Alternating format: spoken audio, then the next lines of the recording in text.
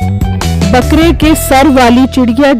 एक वक्त की बात है, एक गांव में एक लड़के ने पैसे कमाने की गर्ज से 2 बकरी के बच्चे खरीदे थे जो अब बाजार में बिकने के काबिल हो गए थे। बेगम देखो, बकरियों के बच्चे फुल बड़े हो गए हैं। मैं सोच रहा हूँ इन्हें बाजार जाकर बेच आऊँ। हाँ बिट्टू, आप ठीक सोच रहे हैं। इतना टाइम लगाकर आपने इन्हें पाला पोसा है, अब तो हमारा मुनाफा खाने का टाइम है। नहीं बेगम, मैं इन्हें बेचकर जो मुनाफा मिलेगा उनसे 4 बकरियों के बच्चे खरीद कर आऊंगा। इस क्षण एक दिन हमारे पास हजारों बकरियां हो जाएंगी। फिर उनमें से कुछ का हम दूध निकालेंगे और कुछ के अंडे बच्चे निकलवाएंगे। हमारा असल प्रॉफिट तो तब शुरू होगा। ठीक है बिट्टू, जैसे आपको बेहतर लगे। अब आप जाकर इन्हें बेच दें। ठीक है बेगम, मैं इन्हें लेकर जा रहा हूँ। दुआ करना इनकी अच्छी कीमत मिल जाए मुझे।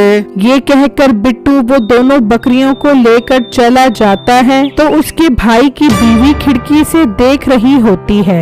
शुक्र है तेरा भाई दोनों बकरियों को लेके जा रहा है। जान छुट्टी इनसे, कसम से मैं करके दिमाग खराब कर देती है। नहीं, तुझे मेरे भाई की बकरियों के साथ मसला क्या है? वो बेचारा इतनी मुश्किल से पैसे जमा करके बकरियों के बच्चे लेकर आया था, लेकिन जब से वो बच्चे लेकर आया है उस दिन से तुझे हजम ही नहीं हो रहे। मिठे इनको काट के खिला दे, फिर देख कैसे हजम होते हैं। लेकिन इनकी मैं नहीं सुन दूंगी आज के बाद। वहाँ बिट्टू बकरियां लेकर मंडी पहुँचता है और उन्हें बेचने के लिए उनका रेट बताता है। और नहीं भाई नहीं, 60,000 की 2 बकरियां, तुम पागल तो नहीं हो गए? 15,000 के हिसाब से 2 बकरियों के 30,000 रूपए दूंगा मैं तुम्हें। भाई साहब, 30,000 से ज्यादा तो इन्हें खिलाने पर खर्चा आ गया है और बच्चे मुझे 10,000 रूपए में पड़े हैं। मैं आपसे पहले ही मुनासिब पैसे मांग रहा हूँ। मेहरबानी करके मुझे इनके 60,000 रूपए दे दें ताकि मैं और बकरियों के बच्चे खरीद सकूं और उन्हें पाल सकूं अपने घर के ऊपर। देखो लड़के, 30,000 रूपए से ऊपर तो मुझे बारह नहीं खाता। हाँ, अगर तुम्हारा इतना खर्चा आया है तो तुम्हें 40,000 रूपए दे दूंगा, इससे 1 रुपया भी ऊपर नहीं दूंगा। भाई साहब, फिर 60,000 से कम मुझे बिल्कुल वारे नहीं खा रहा और मुझे 40,000 से ज्यादा वारे नहीं खा रहा, इसलिए मैं तुमसे ये बकरियां नहीं खरीद सकता। तुम जा सकते हो। बिट्टू ये सुनकर उदास होकर वहाँ से चला जाता है और एक जगह आकर बैठ जाता है और सोचने लगता है कि उसने इतनी मुश्किल से बकरियां पाली थी मुनाफा कमाने की गर्ज से, लेकिन अब तो ये बिक ही नहीं रही। वो अभी सोच ही रहा होता है कि वहाँ एक अजीब सा परिंदा आता है जिसका धड़ तो चिड़िया जैसा होता है लेकिन मुंह बकरी जैसा। बिट्टू उसे देखकर हैरान हो जाता है और वो परिंदा आकर उसकी बकरियों के साथ घास खाने लग जाता है। इससे पहले कि बिट्टू उसे पकड़ता, वो घास लेकर उड़ जाता है और साथ जंगल में एक दरख्त पर अपने घोंसले में आ जाता है जहां उसका एक बच्चा होता है। वो उसे घास खिलाने लग जाता है। बिट्टू घर पहुंचकर अपनी बीवी को सारी बात बताता है तो वो भी हैरान हो जाती है। बिट्टू, ये आप कैसे बातें कर रहे हैं? बकरी नुमा चिड़िया, ऐसा कैसे हो सकता है भला? आपको कोई गलत फहमी हो गई होगी। नहीं बेगम, मुझे कोई गलत फहमी नहीं हुई। मैं सच कह रहा हूँ, मैंने खुद अपनी आंखों से देखा है उन्हें। बिट्टू, आप आराम से सो जाए। मुझे लग रहा है आप काफी थके हुए हैं, इसलिए बहकी बातें कर रहे हैं। ये कहकर उसकी बीवी अंदर चली जाती है। लो देख लो, ये तो मेरी बात का यकीन ही नहीं कर रही। मैं कैसे यकीन दिलवाऊं इसको? नसीबो खिड़की से ये बात सुन रही होती है। मिठे, देख ले, तेरे भाई की बकरियां नहीं बिकी ना तो उसके दिमाग पे असर हो गया है। बकरी नुमा चिड़िया देख के आ रहा है तेरा भाई।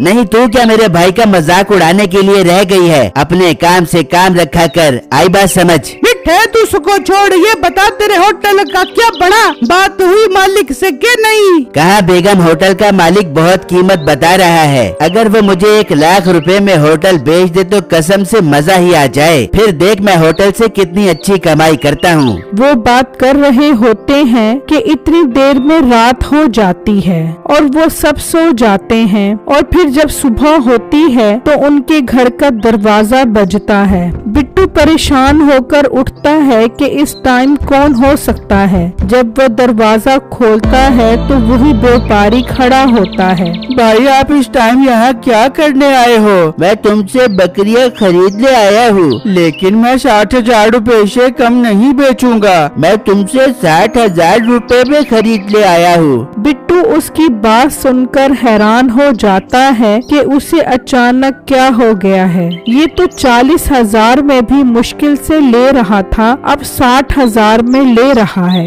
भाई साहब मुझे समझ नहीं आ रहा कि आपको अचानक क्या हो गया है कि आप 60,000 रुपए में मान गए हो। बस मुझे रात एक ख्वाब आया है। मैंने देखा कि एक चिड़िया जिसका मुंह बकरी की तरह था, वो मुझे कह रही थी कि तुम सुबह होते ही उस लड़के से बकरियां 60,000 में खरीद लो, तुम्हें बहुत फायदा होगा। इसलिए मैं खरीदने आ गया। अब नुकसान हो या नफा मुझे कोई परवाह नहीं। बिट्टू उसकी बात सुनकर हक्का बक्का रह जाता है कि ये तो उसी चिड़िया का बता रहा है जो उसे कल वापस आते हुए मिली थी। खैर बिट्टू उससे 60,000 रुपए ले लेता है और वो आदमी दोनों बकरियां लेकर चला जाता है। बिट्टू अंदर आकर अपनी बीवी को बताता है, हाँ बिट्टू, मैंने जब उस आदमी को कहते हुए सुना तो मुझे यकीन आ गया कि आप वाकई ठीक कह रहे हो। बेगम वो बकरी नुमा चिड़िया बहुत नायाब है। अगर मैं उसे ढूंढ लूँ तो हम उससे बहुत सारे काम करवा सकते हैं। बिट्टू मेरे जहन में एक बात आ रही है, अगर वो चिड़िया उस आदमी के ख्वाब में आ सकती है तो यकीनन वो हमारे घर में भी आ सकती है। आप यहाँ बैठकर इंतजार करें। और बेगम वो आएगी तो मैं उसे घास खिलाकर अपनी मुरादें भी पूरी करवाऊंगा अपने घर के ऊपर। हाँ बिल्कुल। फिर बिट्टू अपने घर के बाहर घास लेकर उस चिड़िया का इंतजार करने बैठ जाता है। काफी टाइम गुजर जाता है लेकिन वो चिड़िया नहीं आती, बल्कि उसका भाई आ जाता है। बिट्टू तुम यहाँ बैठे क्या कर रहे हो? बिट्टू अपने भाई मीठे को सारी बात बताता है तो उसके जहन में भी आता है कि उसे भी होटल चाहिए। बिट्टू अब मैं तुम्हारे साथ ही उसका इंतजार करूँगा और उसे घास खिलाऊंगा, फिर देखता हूँ कि मुझे होटल मिलता है कि नहीं। फिर मीठा भी उसके साथ बैठ जाता है। यहाँ तक कि रात हो जाती है और वो दोनों बकरी नुमा चिड़िया का इंतजार करने लग जाते हैं। तो कुछ देर बाद वो चिड़िया आ जाती है। मीठा उसको देखकर हैरान रह जाता है और वो वहाँ आकर घास खाने लग जाता है और बाकी अपने साथ ले जाता है। देखा ना मीठे भाई, मैं सच कह रहा था ना। अब आ गया आपको यकीन? हाँ बिट्टू मुझे यकीन आ गया है, लेकिन अब ये देखना है कि मुझे होटल मिलता भी है कि नहीं। मीठे भाई मुझे यकीन है आपको वो होटल मिल जाएगा। फिर आप रोज इस बकरी नुमा चिड़िया को घास खिलाओगे। बिट्टू अगर मेरा काम हो गया ना तो फिर मैं रोज इसे घास खिलाऊंगा, उसके लिए चाहे मुझे अपने गुर्दे ही क्यों न बेचने पड़ जाएं। फिर अगले दिन ऐसा ही होता है और मीठे का होटल के मालिक से सौदा हो जाता है। फिर मीठा इस गर्ज से कि उसके होटल में ग्राहक आए वो उस बकरी नुमा चिड़िया को घास खिलाता है तो उसके होटल में ग्राहक भी आने शुरू हो जाते हैं। इस तरह जिंदगी बहुत अच्छी चल रही होती है। फिर एक दिन बहुत अजीब होता है। ठीक है मैं अब होटल पर जा रहा हूँ। ये कहकर मीठा घास लेकर आता है और घर के बाहर रख देता है। अब जब वो बकरी नुमा चिड़िया घास खाने आएगी तो मेरे होटल का सारा सालन बिक जाएगा। ऐसा ही होता है। जब मीठा होटल पर पहुंचता है तो सारा सालन खत्म हो चुका होता है। क्या कमाल का सालन था, एक प्लेट और दे दो। भाईजान सालन खत्म हो गया है, अब कल मिलेगा। ये क्या बात हुई भला? अभी भूख खत्म नहीं हुई और सालन खत्म हो गया। मुझे सालन चाहिए। भाई आप फिक्र मत करो, लड़के तुम घर जाओ और भाभी को बोलो कि और सालन बना दे जल्दी से।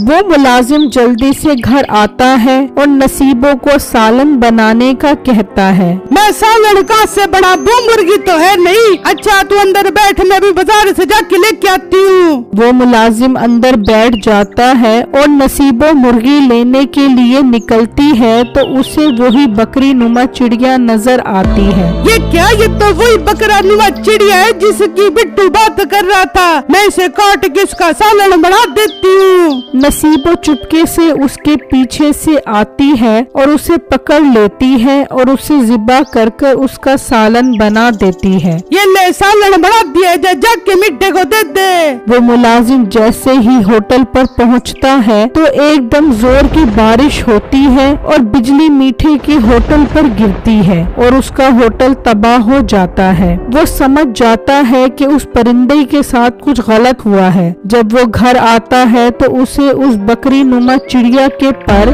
और मुंह नजर आता है। ये इसे किसने मारा है? मिट्टे, मैंने उसका शिकार किया है। बड़े मजे से बैठा घास खा रहा था। मैंने उसको पकड़ के ज़िबा कर दिया और उसका गोश्त का कोरमा बना के दिया तेरे होटल के लिए। मिट्टे, कैसा लगा मेरा शिकार? ओ मोटी नाक, मोटे पेट और मोटी अकल वाली औरत, इसी परिंदे की वजह से तो हमारा होटल चल रहा था। तूने इसे ही मार दिया। तू अभी के अभी निकल जा मेरे घर से। नसीबों की बेहिसी और मासूम परिंदे को मारने की वजह से मीठे का होटल तबाह हो जाता है। मीठा गुस्से में आकर उसे घर से निकाल देता है। मेरी वीडियो को लाइक और मेरे चैनल को सब्सक्राइब जरूर कीजिएगा। शुक्रिया।